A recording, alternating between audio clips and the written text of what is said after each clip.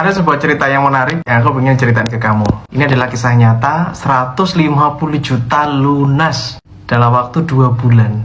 Padahal posisinya pengangguran. Kalian penasaran nggak? Simak video ini sampai selesai ya. Saya punya seorang teman yang dia tuh datang kepada saya. Dia main ke rumah saya dan dia cerita bahwa dia tuh punya utang 150 juta. Gara-gara apa sih utangnya itu? Jadi dia tuh punya utang itu gara-gara dia tuh ngerjain sebuah proyek properti. Habis itu dia ketipu sama temennya. Uangnya itu disetorkan ke temennya, terus temennya kabur tuh. Nah otomatis yang pemesan properti ini tuh ngejarnya ke dia. Kasian juga sih dia tuh. Jadi dia tuh nggak pegang uangnya tapi dikejar-kejar sama orang. Akhirnya dia suntuk, dia bingung, terus dia main ke rumah. Sebagai teman yang baik tentu aku dengerin dong apa kata dia. Cerita dia aku dengerin gitu ya. Habis itu dia pamit pulang.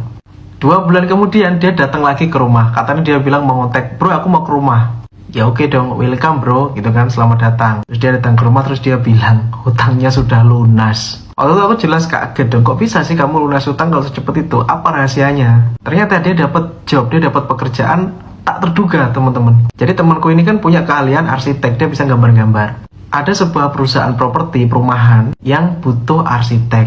Nah kebetulan temennya dia itu kerja di sono. Langsung kepikiran sama temanku ini, bro ini agak harapan arsitek, kamu mau nggak? Tapi nggak ada gajinya. Dan kerjanya di luar pulau, kamu mau nggak? Karena temanku ini nganggur dan gak ada kerjaan, dia bilang mau aja. Terus temanku nanya, terus sistem bayarannya gimana nih? Dia bilang nanti ketika propertinya laku, nanti dapat fee. Terus akhirnya diiyain deh sama temanku ini dan pergilah dia ke Kalimantan. Jadi proyeknya itu di luar pulau teman-teman ya. Kami kan di Pulau Jawa, ini proyeknya di Kalimantan. Ya sudah, temanku akhirnya berangkat karena dia bilang, aku sungkan mas, aku sungkan karena aku sudah dibelikan tiket pesawat, masa aku nggak berangkat? Ya sudah, dengan berbekal seadanya dia berangkat tuh ke sana. Dia gambar-gambar, lihat lokasi dan sebagainya, terus akhirnya jadilah perumahan tersebut. Ya. Terus ini yang ajaib bro, yang ajaib adalah perumahan itu sold out cepet banget, laku cepet banget. Dalam waktu kurang lebih 1,5 bulan, 2 bulan itu propertinya sudah habis sold. Terus temanku itu dapat 100 juta, dikasih bonus fee di situ. Dapat bonus 100 juta. Kan utangnya 150 juta mas. Ajaibnya lagi si bos itu ngasih tambahan 50 juta. Jadi clear 150 juta lunas. Saya tuh bingung. Loh bos kan katanya saya dapat cuma 100 juta. Terus bosnya itu bilang, ini buat kamu kerjamu bagus. Kamu ikut lagi ya next project. Jadi dia tuh ngedapetin 150 juta pas sama tanggungannya sama utangnya itu guys. Dia tuh cerita itu sambil muka itu binar-binar gitu, seneng banget. Aku pun juga terheran-heran, bengong lawang anak ini dulu pengangguran. Aku nanya, habis itu aku nanya lagi nih, nggak mungkin dong, kamu pasti melakukan apa nih, amalan-amalan khusus lah mungkin ya. Terus dia bilang, mas, aku itu pas waktu sumpek, aku itu mendoakan orang-orang. Mendoakan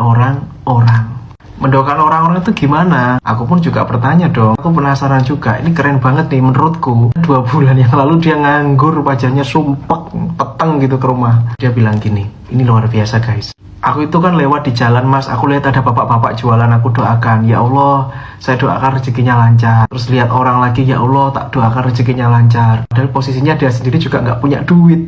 Nah disitulah, jadi dia tuh mendoakan orang lain, mendoakan orang lain sukses, mendoakan orang lain berhasil, mendoakan orang lain laris manis. Itu yang dia lakukan. Sontak aku kaget dan bener-bener guys, ini adalah cerita yang sangat luar biasa.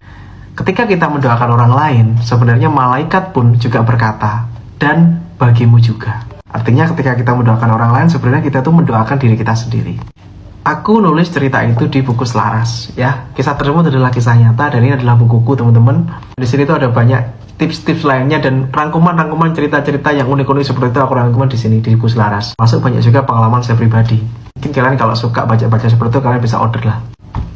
Oke. Jadi mulai sekarang marilah kita mendoakan orang lain. Jangan cuma doakan kita doang deh, doakanlah orang lain. Karena sebenarnya mendoakan orang lain juga mendoakan kita juga. Kalau kalian suka dengan cerita-cerita seperti ini, atau mungkin kalian pernah mengalami hal yang sama, yuk sharing yuk di komentar, kita ngobrol-ngobrol di sana yuk.